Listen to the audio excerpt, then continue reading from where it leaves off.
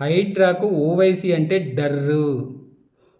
బండ్లగూడ జాగీర్లో ఉన్నటువంటి సలకం చెరువులో ఆక్రమించి కట్టినటువంటి ఫాతిమా కాలేజ్, అదే ఓవైసీ కాలేజ్ ఏదైతే ఉందో దాన్ని కూలగొట్టడానికి అసలు వీళ్ళకి హైడ్రా వాళ్ళకి కనిపిస్తుందా కనిపించట్లేదా తెలియదు. హైకోర్టు కూడా చాలాసార్లు మొట్టికాయలు వేసిన తర్వాత మాకు సంబంధం లేదు అన్నట్టుగా గాంధీ గారు 3 కోతులు అని చెప్పినట్టుగా ఆ సామెత మాకు వినపడదు, కనపడదు, మేము మాట్లాడము ఆ విషయం గురించి అన్నట్టుగా వాళ్ళు చూసి చూడనట్టుగా వినట్టుగా వెళ్ళిపోతూ ఉంటారు. అదే పేద మధ్యతరగతి కుటుంబాలు ఇళ్ళ జోలికొస్తే మేము అనుకుంటూ చంకలు కొట్టుకుంటూ ఒక గల్లా ఎగరేసుకొని వచ్చేసి మరి ఇల్లులు కూలగొడతారు, ఏదో ఎఫ్టీఎల్ అని అదేదో రీజన్స్ చెప్తారు. అదే పేద మధ్యతరగతి కుటుంబాలపైకి ఇళ్ళ కుటుంబాలపైకి బుల్డోజర్లు వస్తాయి, కానీ అదే ఓవైసీ పేరు చెప్తే హైడ్రా బుల్డోజర్లుకి బ్రేక్ పడిపోతాయి.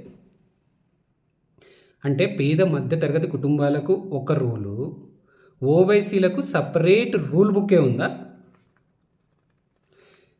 ఈ హైడ్రా ఆ ఓవైసీ వాళ్ళకి ఆ కాలేజీకి వెళ్ళకపోవడానికి నాకు తెలిసి ఒకటే రీజన్, నాకే కాదు ప్రతి ఒక్కరికి తెలిసిందే.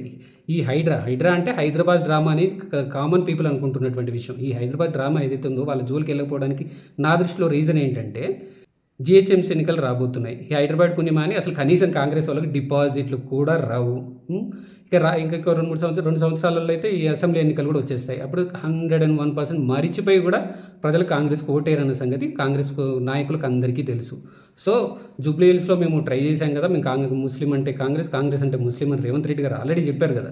ఆల్రెడీ ఈ ఓవైసీ పొత్తుతోనే కదా, అంటే డైరెక్ట్ పొత్తుతోనో గెలిచారు కదా వాళ్ళకి ఒక సీట్. ఆ ఒక్క సీట్తోనే మళ్ళీ మిగతా ట్రై చేద్దాం, జిహెచ్ఎంసీ ఉంది, మళ్ళీ రాబోయే ఎన్నికలు కూడా మేము వీళ్ళతోనే ట్రై చేద్దాం, మనం మేరా దోస్త్ అనుకుంటూ తిరుగుదాం, చేయి కలుపుకొని తిరుగుదాం అన్న ప్లాన్లో ఉన్నారు వీళ్ళు. అంత తప్ప ఏమీ లేదు. అంటే వీళ్ళ మధ్యలో లోపాయికరుగుతాం, అదే అండర్ గ్రౌండ్ అగ్రిమెంటో లేకపోతే అండర్ గ్రౌండ్ అనాలో, లేకపోతే ఇప్పుడు వాటర్లు ఆక్రమించి కట్టారు కాబట్టి అండర్ వాటర్ అగ్రిమెంట్ అనాలేమో. ఈ అగ్రిమెంట్ ఈ కాంగ్రెస్ ప్రభుత్వానికి అండ్ ఓవైసీకి జరిగినట్టుంది నా దృష్టిలో. నాకు ఒక చిన్న సందేహం, ఇప్పుడు ఈ పేద మధ్యతరగతి వాళ్ళ ఇల్లులు కూలగొట్టారు కదా, వాళ్ళు తెలుసో తెలియకో ఇల్లు కట్టుకోనో లేకపోతే ఇల్లు కొనుక్కోనో ఉన్న వాటిని ఇల్లులు కూల్చేసి వాళ్ళకి శిక్ష వేశారు.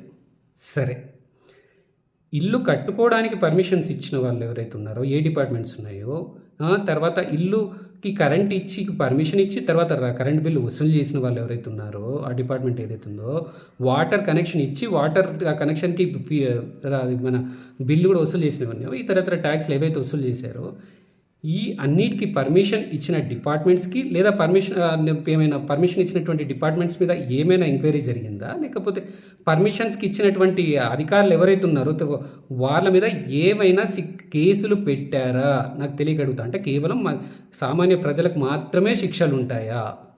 తెలుసో తెలియక చేసినటువంటి తప్పుకి, తెలిసి చేసిన తప్పులకి ఎటువంటి శిక్షలు ఉండవా అన్న సందేహం మాత్రమే తెలియక అడుగుతున్నా. తెలంగాణ ప్రజలారా, ఇవన్నీ ఎన్ని రోజులు మనం భరిస్తూ చూస్తూ ఊరుకుంటాం? మనం నోరు తెచ్చి గలమెత్తాల్సిన సమయం వచ్చింది. నా ఈ కంటెంట్ మీకు నచ్చితే లైక్, కమెంట్, షేర్ చేస్తూ నా యూట్యూబ్ ఛానల్ని సబ్స్క్రైబ్ చేసుకోకపోతే సబ్స్క్రైబ్ చేసుకోవాల్సిన విజ్ఞప్తి. జై హింద్.